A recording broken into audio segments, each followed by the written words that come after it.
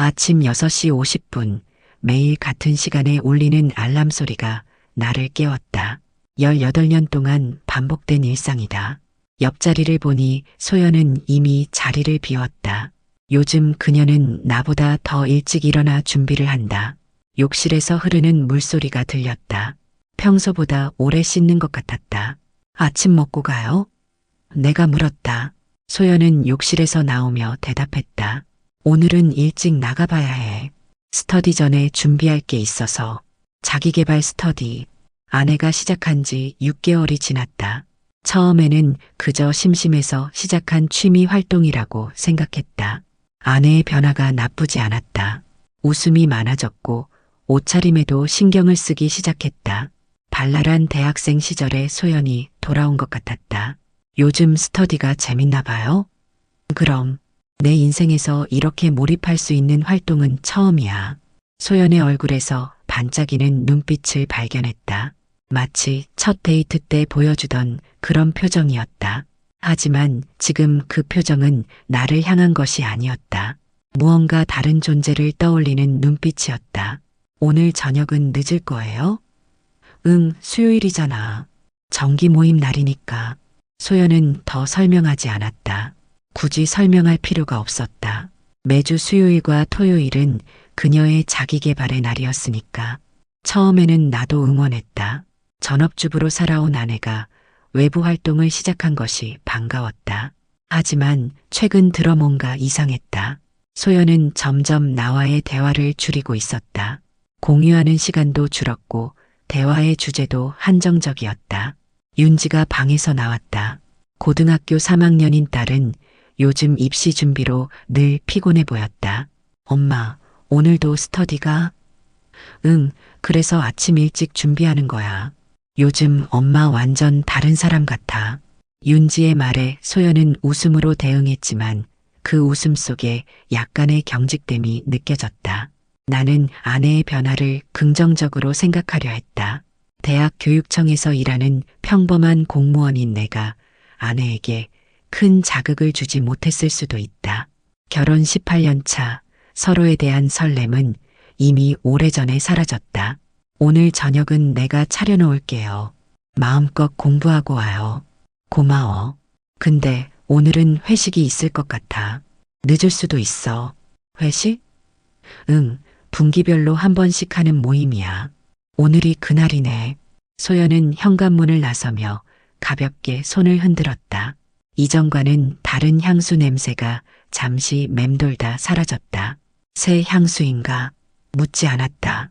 굳이 알 필요가 없다고 생각했다. 하지만 마음 한구석이 불편했다. 윤지도 느꼈는지 내게 물었다. 아빠, 엄마 요즘 좀 이상하지 않아? 왜? 엄마가 자기 시간을 갖는 게 이상한가? 그게 아니라 뭔가 숨기는 것 같달까? 윤지의 말이 내 마음속 작은 의심의 씨앗에 물을 주었다. 소연의 변화가 단순한 자기계발 때문일까? 아니면 다른 이유가 있는 걸까? 그날 저녁 나는 혼자 저녁을 먹고 소파에 앉아 아내의 귀가를 기다렸다. 시계는 11시를 가리키고 있었다. 회식이 이렇게 늦게까지 이어지는 건가? 문득 아내의 휴대폰을 확인하고 싶은 충동이 들었다. 하지만 18년 동안 한 번도 그런 적이 없었다. 신뢰는 결혼 생활의 기본이라고 생각해왔으니까. 토요일 오후 나는 시내 중심가에 있는 카페 앞에 서 있었다. 딸 윤지가 학원에 가면서 소연의 스터디 장소를 알려준 덕분이다. 단순한 호기심이라고 스스로에게 말했지만 내 발걸음에는 불안감이 묻어 있었다. 카페 창문 너머로 소연을 발견했다. 그 옆에는 한 남자가 앉아 있었다. 나이는 나와 비슷해 보였다. 검은색 셔츠에 청바지를 입은 그는 소연에게 뭔가를 열심히 설명하고 있었다. 소연은 그의 말에 미소를 지으며 고개를 끄덕였다. 그들 사이의 거리는 너무 가까웠다. 비즈니스 관계라기에는 친밀해 보였다. 남자가 소연의 노트에 무언가를 적으며 설명하는 동안 두 사람의 어깨가 자연스럽게 맞닿았다. 소연은 그것을 피하지 않았다. 내 심장이 빠르게 뛰기 시작했다. 그들의 모습을 10분 정도 지켜본 후 집으로 돌아왔다. 아내를 미행한 것이 부끄러웠지만 마음속 의심은 더 커졌다. 그날 저녁 소연이 돌아왔을 때 내 얼굴은 평소와 달라 보였을 것이다. 스터디는 어땠어요? 가능한 담담하게 물었다. 좋았어. 오늘은 목표 설정에 관한 주제였어. 혼자서 공부했어요? 아니, 멘토가 있었지. 최도연 씨라고 우리 스터디 리더야. 소연은 침착하게 대답했다. 아무것도 숨기지 않는 듯한 태도였다. 어쩌면 내 의심이 과장된 것일 수도 있다고 생각했다. 하지만 그날 본 광경이 자꾸 떠올랐다. 그들의 가까운 거리감, 소연의 반짝이는 눈빛, 아내가 나를 향해 보여주지 않았던 표정들이 계속 머릿속을 맴돌았다. 그 멘토는 어떤 사람이에요? 심리학 전공했고 자기계발 분야에서 꽤 유명하대.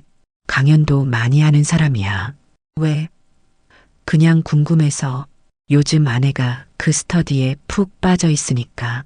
소연의 눈빛이 약간 흔들렸다. 무언가 말하려다 그만둔 듯했다. 나는 더 이상 묻지 않았다. 그날 밤 소연이 잠든 후 나는 조용히 일어나 거실로 나왔다. 소연의 가방이 소파 위에 놓여 있었다. 18년 동안 아내의 물건을 몰래 뒤진 적은 없었다. 하지만 그날은 달랐다. 가방 안에서 작은 다이어리를 발견했다. 브레인업 자기계발 스터디라고 적힌 표지를 열었다. 깔끔한 필체로 날짜와 시간, 그리고 메모들이 적혀 있었다. 대부분은 스터디 내용이었다. 하지만 몇몇 페이지에는 다른 종류의 메모가 있었다. 오늘 도연 씨가 내 생각이 특별하다고 했다. 마음이 따뜻해졌다. 도연 씨와의 커피, 오랜만에 느끼는 설렘. 이게 자기계발인가? 나는 다이어리를 다시 가방에 넣었다. 머릿속이 복잡했다. 아내가 직접적인 불륜을 저지르고 있다는 증거는 없었다. 하지만 감정적인 외도의 시작을 목격하고 있다는 느낌이 들었다. 다음 날 아침 나는 컴퓨터로 브레인업 자기계발 스터디를 검색했다. 공식 웹사이트가 있었다. 최도연이라는 이름의 남자가 웹사이트 메인에 소개되어 있었다. 자아 발견과 성장의 여정을 함께합니다. 라는 문구와 함께 사이트 갤러리에는 스터디 활동 사진들이 올라와 있었다. 여러 장의 사진 속에서 소연을 발견했다. 놀랍게도 모든 사진에서 소연은 도연의 옆에 있었다. 우연일까? 아니면 의도적인 배치일까? 웹사이트에는 회원 가입 신청 버튼이 있었다. 잠시 망설였다. 아내를 의심하는 것은 옳지 않다는 생각이 들었다. 하지만 이미 의심은 내 마음을 잠식하고 있었다. 마우스 커서를 회원 가입 버튼 위에 올리고 클릭했다. 수요일 오후 3시 나는 커뮤니티 센터 앞에 도착했다. 사람들이 하나둘 모이기 시작했다. 대부분은 30대에서 50대 사이의 남녀였다. 처음 보는 얼굴들 속에서 나는 낯설음을 느꼈다. 나를 알아볼 사람이 없다는 안도감과 동시에 이 상황 자체가 비현실적으로 느껴졌다. 6개월 동안 아내가 다녀온 곳, 그리고 그녀가 나에게 말하지 않은 진실을 찾기 위해 온 곳. 강의실에 들어서자 앞쪽에 최도연이 서 있었다. 사진으로 본 것보다 더 자신감 있어 보였다. 키가 크고 말쑥한 외모에 미소가 매력적인 남자였다. 그는 참석자들에게 친절하게 인사하며 한 명씩 맞이하고 있었다. 내 차례가 되었을 때 그는 손을 내밀었다. 처음 뵙겠습니다. 이주혁 씨지요? 환영합니다. 최도연입니다. 네, 반갑습니다. 나는 최대한 자연스럽게 대답했다. 내 이름이 이주혁이 아니라 오진우라는 사실을 숨기며 도연의 얼굴을 가까이서 보니 더 젊어 보였다. 40 초반 정도로 추측됐다. 내 아내가 이 남자와 시간을 보내면서 무슨 생각을 했을지 궁금했다. 오리엔테이션이 시작되었다. 도연은 파워포인트를 이용해 브레인업 스터디의 철학과 목표에 대해 설명했다. 우리는 단순한 지식 공유를 넘어 인생의 진정한 변화를 추구합니다. 자신의 한계를 뛰어넘는 경험, 그것이 바로 브레인업입니다. 그의 말투는 열정적이면서도 부드러웠다. 청중들은 그의 말 한마디에 집중했다. 나조차도 그의 카리스마에 빠져들고 있었다. 오리엔테이션이 끝나고 소모임으로 나뉘어 자기소개 시간이 이어졌다. 내가 속한 그룹에는 5명이 있었다. 나는 교육청 공무원이라는 실제 직업을 밝히되 이름과 개인적인 상황은 변경해서 말했다. 저는 이주혁이라고 합니다. 교육 관련 일을 하고 있고 평소 자기계발에 관심이 많았습니다. 어떻게 하면 더 나은 삶을 살 수 있을지 고민하다가 이곳에 오게 됐습니다. 다른 사람들도 비슷한 동기로 스터디에 참여했다고 말했다. 소모임이 끝나고 전체 모임으로 다시 모였을 때 나는 문이 열리는 소리에 고개를 돌렸다. 소연이 들어오고 있었다. 나는 급히 고개를 숙였다. 다행히 소연은 나를 발견하지 못했다. 그녀는 바로 앞쪽으로 가서 도연의 옆에 자리를 잡았다. 늦어서 죄송해요. 소연이 말했다. 괜찮아요. 이제 막 새 회원 소개를 마쳤어요. 도연이 미소 지으며 대답했다. 그들의 대화는 너무 자연스러웠다. 마치 오랜 지인처럼 편안해 보였다. 도연이 소연에게 무언가를 귓속말로 전했고 소연은 웃으며 고개를 끄덕였다. 그들 사이에 무슨 비밀이 있는 건지 아내가 나에게는 보여주지 않는 모습을 이 남자에게 보여주고 있다는 사실이 가슴을 아프게 했다. 오리엔테이션이 끝난 후 다음 정기 모임 일정과 준비물이 공지되었다. 모임은 여전히 수요일과 토요일, 일주일에 2번이었다. 나는 최대한 소연과 마주치지 않도록 조심하며 자리를 떠났다. 집으로 돌아오는 길, 내 마음은 복잡했다.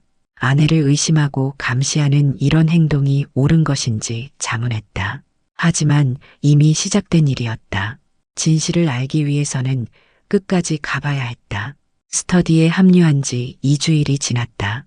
나는 이주혁이라는 가면을 쓰고 아내의 세계를 관찰하고 있었다. 그동안 직접적인 증거는 발견하지 못했지만 도연과 소연의 관계가 단순한 멘토와 학생 관계를 넘어선다는 것은 분명해 보였다. 그들은 항상 서로를 찾았고 모임이 끝난 후에도 따로 이야기를 나누는 경우가 많았다. 금요일 저녁 소연은 내게 토요일 스터디 후에 회식이 있다고 말했다. 오늘 늦게 들어올 거야. 분기마다 하는 큰 회식이라 빠지기 어려워. 나는 고개를 끄덕였다. 이번에는 도연이 정말 모든 회원을 위한 자리를 마련했는지 확인해 보고 싶었다. 토요일 오후 나는 평소보다 일찍 스터디 장소에 도착했다. 이번 주제는 목표 달성을 위한 마인드셋이었다. 도연은 열정적으로 강의했고 소연은 앞자리에서 집중하고 있었다. 그녀의 노트에는 빼곡하게 메모가 적혀 있었다. 스터디가 끝난 후 도연이 회식 장소를 공지했다. 오늘은 우리 모두 수고했습니다. 이제 근처 식당에서 편안한 시간을 가져볼까요? 참석하시는 분들은 저를 따라오세요. 나를 포함한 15명 정도가 회식에 참석했다. 소연도 물론 그 중에 있었다. 식당에서 우리는 큰 테이블에 둘러앉았다. 나는 최대한 소연과 멀리 앉으려 노력했다. 다행히도 소연은 나를 알아보지 못했다. 술잔이 오가고 대화가 활발해지면서 분위기가 점점 무르익었다. 3시간쯤 지났을 때 사람들이 하나둘 자리를 떠나기 시작했다. 나도 일어나려는 찰나 도연이 소연의 어깨에 손을 올리는 모습이 눈에 들어왔다. 그의 손길은 자연스러웠지만 필요 이상으로 오래 머물렀다. 소연은 그 접촉에 불편함을 보이지 않았다. 오히려 미소로 화답했다. 오늘 수고 많았어요. 소연 씨 덕분에 모임이 더 활기찼어요. 과찬이세요. 제가 뭘 했다고. 겸손하시네요. 소연 씨는 항상 분위기를 밝게 만들어요. 도연의 칭찬에 소연은 얼굴을 붉혔다. 내 아내가 다른 남자의 칭찬에 수줍어하는 모습을 본 건 처음이었다. 내 손이 무의식적으로 주먹을 쥐었다가 풀었다. 감정을 억누르는 것이 쉽지 않았다. 마음속으로는 일어나 도연의 얼굴에 주먹을 날리고 싶었다. 하지만 그러면 내 정체가 드러날 것이고 아직은 더 많은 것을 확인해야 했다. 회식이 끝나고 남은 사람은 나, 도현, 소연, 그리고 다른 2명뿐이었다. 도현이 제안했다. 이제 2번째 장소로 갈까요? 좀 더 편하게 이야기할 수 있는 곳으로요. 나는 당황했다. 이 상황을 어떻게 해야 할지 몰랐다. 그들을 따라가면 소연에게 들킬 위험이 컸다. 하지만 따라가지 않으면 그들이 무엇을 하는지 알 수 없었다. 잠시 고민하다가 나는 미소를 지으며 말했다. 죄송합니다. 저는 여기까지입니다. 내일 일이 있어서요. 도연은 아쉬운 표정을 지었다. 그러세요? 아쉽네요. 다음에는 꼭 함께해요. 나는 식당을 나와 조금 떨어진 곳에 차를 세워두고 기다렸다. 20분 후 도연, 소연, 그리고 나머지 2명이 식당을 나왔다. 그들은 도연의 차에 올라탔다. 나는 조심스럽게 그들을 뒤따랐다. 차가 시내를 벗어나 조용한 주택가로 향했다. 결국 그들은 한 아파트 앞에 멈췄다. 고급스러운 외관의 건물이었다. 다음 날 아침 소연은 평소와 다름없이 행동했다. 마치 어제 일이 전혀 특별하지 않았다는 듯이. 아침 식사 테이블에서 그녀는 밝은 목소리로 말했다. 어제 스터디가 정말 알찼어. 요즘 내 삶이 너무 달라진 것 같아. 나는 아내의 얼굴을 유심히 살폈다. 그녀의 눈빛에서 죄책감은 찾아볼 수 없었다. 오히려 어떤 설렘과 활기가 느껴졌다. 그것이 더 가슴 아팠다. 아내는 나에게 거짓말을 하고 있지만 그녀의 행복만큼은 진실인 것 같았다. 그래요? 어떤 점이 달라졌어요? 나는 가능한 평범하게 물었다. 요즘엔 매일 아침이 기대돼. 무언가 새로운 것을 배울 수 있다는 기대감이 있달까? 예전엔 그냥 하루하루 살았는데 소연의 말에 쓴웃음이 나왔다. 그 새로운 것이 도연이라는 사실을 그녀는 모르고 있었다. 나는 더 이상의 질문을 참았다. 대신 출근 준비를 서둘렀다. 오늘은 좀 일찍 나가볼게요. 교육청에 제출할 서류가 있어서. 그래, 저녁은 내가 준비할게.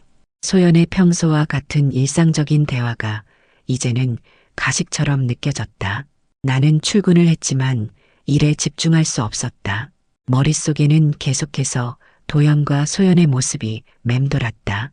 동료들이 내 안색이 좋지 않다고 물었지만 단순한 피로라고 얼버무렸다. 점심시간 나는 혼자 구내식당에 앉아 식사를 했다.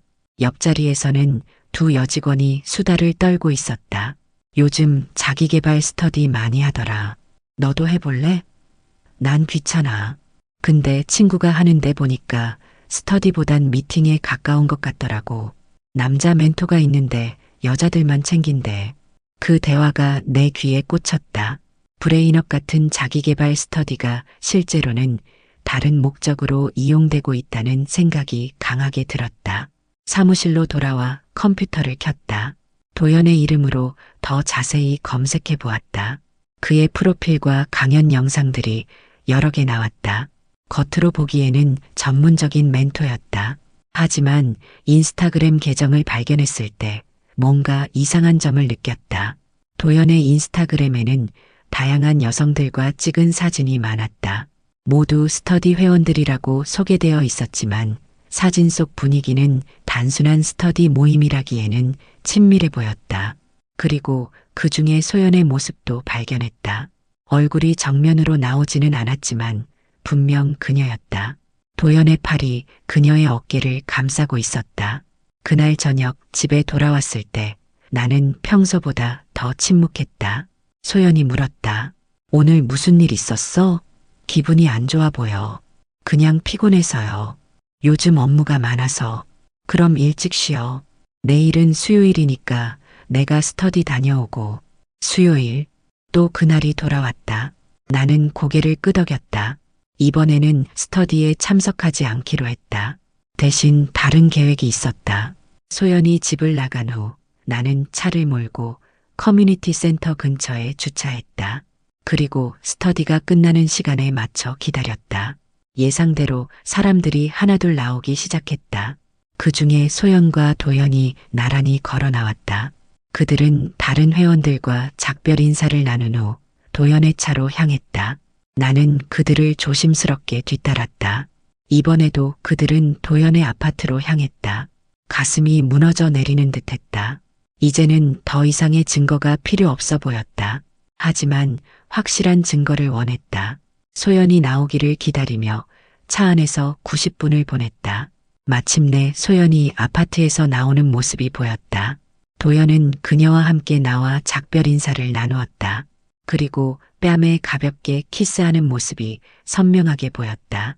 그 순간 나는 핸드폰을 꺼내 사진을 찍었다. 떨리는 손으로 셔터를 눌렀다. 화질은 좋지 않았지만 둘의 모습은 충분히 식별 가능했다. 소연은 택시를 타고 떠났고 나는 집으로 돌아갔다. 그날 밤 나는 소연을 기다리며 침대에 누워 있었다. 소연이 돌아와 조용히 샤워를 하고 침대에 누웠을 때 나는 아무 말도 하지 않았다. 다음 날부터 나는 스터디에서 얻은 정보와 사진들을 모으기 시작했다. 도연의 과거 행적, 그의 스터디에서 있었던 다른 의심스러운 관계들, 소연과의 만남 시간표, 그리고 직접 찍은 사진들까지 마치 형사처럼 모든 증거를 수집했다. 이 모든 것을 폭로할 날을 기다리고 있었다. 그러던 중 스터디 단체 채팅방에 메시지가 왔다. 연말 파티 안내 한 해를 마무리하는 특별한 자리에 여러분을 초대합니다. 일시 12월 21일 저녁 7시. 장소 힐튼 호텔 연회장. 마지막 모임이 될 것이라는 생각이 들었다. 모든 것을 끝낼 적절한 시간이었다. 12월 21일 저녁 6시 30분. 나는 힐튼 호텔 로비에 서 있었다. 정장을 입고 머리도 단정하게 정리했다. 마지막 모임인 만큼 정성을 들였다. 손에는 작은 서류 가방이 들려 있었다. 그 안에는 지난 몇 주 동안 수집한 모든 증거가 정리되어 있었다. 연회장으로 들어서자 이미 많은 사람들이 와 있었다. 테이블마다 꽃과 촛불이 장식되어 있었고 샴페인 잔이 준비되어 있었다. 평소 스터디 모임과는 완전히 다른 분위기였다. 마치 결혼식 피로연처럼 화려했다. 나는 구석에 있는 테이블을 선택해 앉았다. 여기서 모든 상황을 지켜볼 수 있었다. 시간이 흐르면서 회원들이 하나둘 자리를 채워갔다. 모두 평소보다 더 정장을 차려입고 있었다. 마치 특별한 날을 기념하는 듯했다. 7시 정각 도연이 등장했다. 검은색 정장을 입은 그는 평소보다 더 빛나 보였다. 그리고 그 뒤를 따라 소연이 들어왔다. 붉은색 원피스를 입은 소연은 전에 본 적 없는 화려함으로 빛나고 있었다. 도연이 마이크를 잡고 인사를 건넸다. 안녕하세요. 브레인업 가족 여러분. 오늘은 특별한 날입니다. 한 해 동안 함께 성장하고 발전한 우리의 여정을 축하하는 자리입니다. 모두가 박수를 쳤다. 도연의 눈빛이 소연에게 향했다. 그녀도 미소로 화답했다. 나는 손을 꽉 쥐었다. 아직은 때가 아니었다. 조금 더 기다려야 했다. 식사가 시작되었다. 나는 최대한 자연스럽게 행동하려고 노력했다. 다른 회원들과 가벼운 대화를 나누면서도 계속해서 도연과 소연을 관찰했다. 그들은 같은 테이블에 앉아 있었다. 가끔 서로 속삭이고 웃는 모습이 보였다. 그럴 때마다 내 가슴은 무너져 내렸다. 18년 동안 쌓아온 신뢰가 무너지는 소리가 들리는 것 같았다. 식사가 끝나고 도연이 다시 마이크를 잡았다. 이제 올해의 브레인업 회원을 발표하겠습니다. 가장 열정적으로 참여하고 성장한 회원에게 드리는 상입니다. 모두가 호기심 어린 눈으로 바라보았다. 도연이 봉투를 열고 이름을 읽었다. 이소연님 축하드립니다. 소연은 놀란 듯 눈을 크게 뜨고 앞으로 나갔다. 도연은 그녀에게 꽃다발과 상패를 건넸다. 그리고 카메라를 향해 포즈를 취했다. 그들의 모습은 너무나 완벽해 보였다. 마치 오랜 연인처럼. 소연이 소감을 말했다. 정말 감사합니다. 브레인업에 들어온 건 제 인생의 전환점이 되었어요. 여기서 만난 모든 분들, 특히 도연 멘토님께 감사드립니다. 덕분에 제 삶이 달라졌어요. 박수 소리가 연회장을 가득 채웠다. 나는 천천히 자리에서 일어났다. 이제 때가 됐다고 생각했다. 서류 가방을 들고 앞으로 걸어갔다. 도연과 소연이 내 모습을 보고 얼어붙었다. 소연의 얼굴이 창백해졌다. 그녀는 지금까지 내가 이곳에 참석하고 있었다는 사실을 모르고 있었다. 축하해요, 소연 씨. 내가 말했다. 모두의 시선이 나에게 향했다. 도연이 당황한 듯 물었다. 이주혁 씨? 무슨 일이신가요? 제 진짜 이름은 오진우입니다. 그리고 저는 소연 씨의 남편이에요. 연회장에 정적이 흘렀다. 소연은 꽃다발을 떨어뜨렸다. 그녀의 눈에서 공포가 읽혔다. 도연도 당황한 기색이 역력했다. 그는 억지로 미소를 지으며 말했다. 오, 이런. 소연 씨의 남편분이셨군요. 반갑습니다. 하지만 이런 식으로 자기계발이란 이름으로 누가 누구를 성장시킨 걸까요? 내가 물었다. 떨리는 손으로 서류 가방을 열었다. 그 안에는 지난 몇 주 동안 수집한 모든 증거들이 있었다. 도연의 과거 행적, 소연과의 만남 시간표, 그리고 직접 찍은 사진들까지. 지난 몇 주 동안 저는 여러분의 자기계발이 어떤 것인지 지켜봤습니다. 멘토와 학생의 관계라고요? 아니면 불륜이라고 해야 할까요? 소연이 앞으로 나섰다. 진우, 진정해요. 이건 오해예요. 오해라고요? 그럼 이 사진들도 오해인가요? 내가 사진들을 테이블 위에 펼쳤다. 도연의 아파트 앞에서 키스하는 모습, 도연의 차에 함께 타는 모습, 둘이 함께 카페에 앉아 있는 모습. 이게 무슨... 도연이 말을 잇지 못했다. 도연 씨, 당신은 이런 식으로 다른 여성들도 유혹했죠? 과거에도 여러 번 비슷한 관계가 있었다고 들었습니다. 연회장의 분위기가 순식간에 차가워졌다. 다른 회원들이 하나둘 자리를 떠나기 시작했다. 누구도 이런 상황에 휘말리고 싶지 않았을 것이다. 소연은 울음을 참으며 내게 다가왔다. 집에 가서 얘기해요. 여기서 이러지 말고 지금 얘기하세요. 모두가 있는 자리에서요. 자기계발의 진실을 말해보세요. 도연이 끼어들었다. 오해입니다. 진우 씨. 우리는 단지 멘토와 학생 관계일 뿐입니다.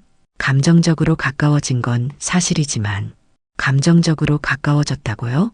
저는 증거를 봤어요. 매주 수요일과 토요일 스터디가 끝난 후 당신 아파트에 들어가서 밤늦게 나오는 제 아내의 모습을요. 소연의 얼굴이 하얗게 변했다. 그녀는 말을 잇지 못했다. 도연도 더 이상 변명하지 않았다. 진실은 이미 드러났다. 연회장은 거의 비어가고 있었다. 남은 건 나, 소연, 도연, 그리고 몇몇 호기심 많은 회원들 뿐이었다. 소연은 그 자리에서 한동안 말을 잇지 못했다. 마침내 그녀의 입에서 말이 나왔다. 진우, 이렇게 될 줄은 몰랐어요. 나는 그저 뭐요? 당신 인생이 지루해서요? 18년 된 결혼 생활이 너무 무미건조해서요? 나의 목소리가 떨렸다. 분노와 상처가 뒤섞인 감정이 가슴을 채웠다. 소연은 고개를 떨구었다. 도연은 자리를 피하려는 듯 뒤로 물러섰다. 그때 연회장 문이 열리고 윤지가 들어왔다. 나는 그녀에게 미리 연락해 이곳에 오라고 했다. 딸이 모든 진실을 알아야 한다고 생각했다. 윤지는 당황한 표정으로 우리를 바라보았다. 아빠, 엄마, 무슨 일이에요? 소연의 얼굴이 더욱 창백해졌다. 그녀는 윤지를 보고 말문이 막힌 듯했다. 도연도 불편한 기색이 역력했다. 나는 윤지에게 다가가 그녀의 손을 잡았다. 윤지야, 미안하지만 너에게 진실을 알려줘야 할 것 같아.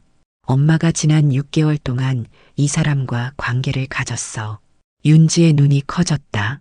그녀는 믿을 수 없다는 듯이 엄마를 바라보았다. 엄마, 이게 사실이에요? 소연은 대답하지 못했다. 그녀의 침묵이 모든 것을 말해주고 있었다. 윤지의 눈에서 눈물이 흘러내렸다. 그녀는 뒤로 물러나며 고개를 저었다. 어떻게 이럴 수 있어요? 우리 가족은, 우리는... 소연이 앞으로 나섰다. 윤지야, 내가 설명할게. 이건 설명할 게 뭐가 있어요? 모든 게 다 보이잖아요. 윤지가 소리쳤다. 그녀는 돌아서서 연회장을 뛰쳐나갔다. 소연이 그녀를 쫓으려 했지만 내가 막아섰다. 이제 그만해요. 당신은 이미 충분히 상처를 줬어요.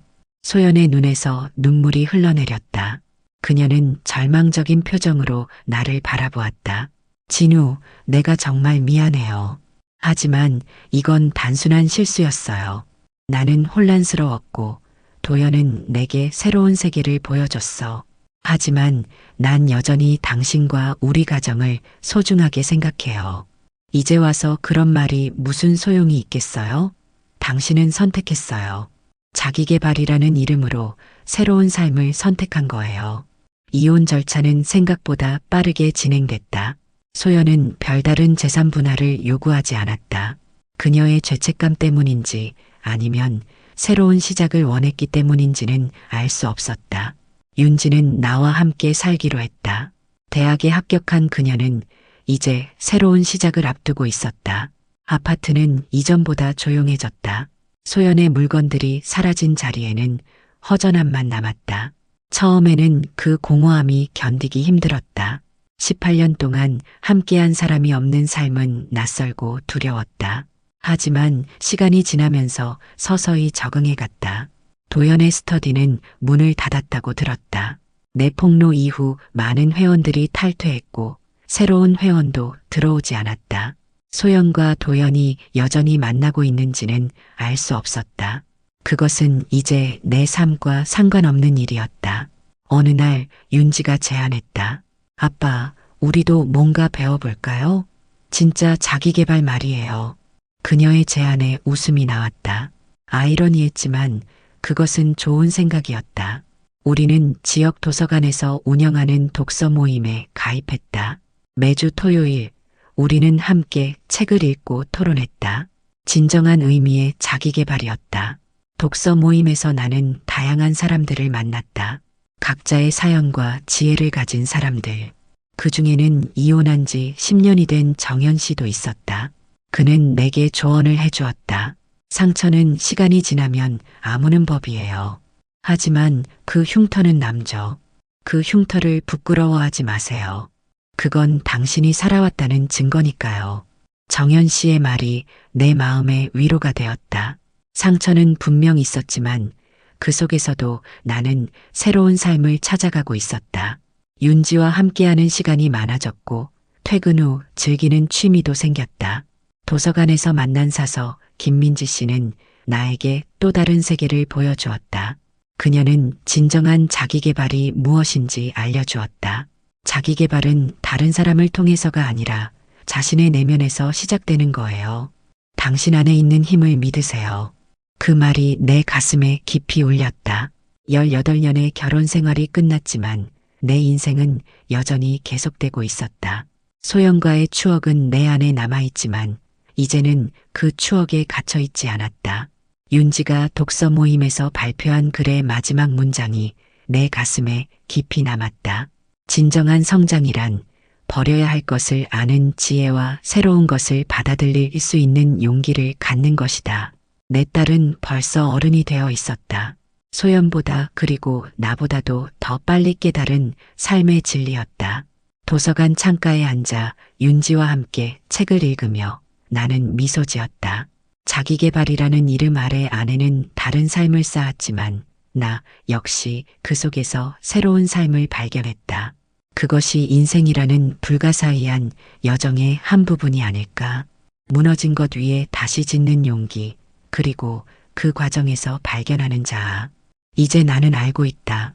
진정한 자기계발은 결국 자신을 정직하게 마주하는 것에서 시작된다는 사실을.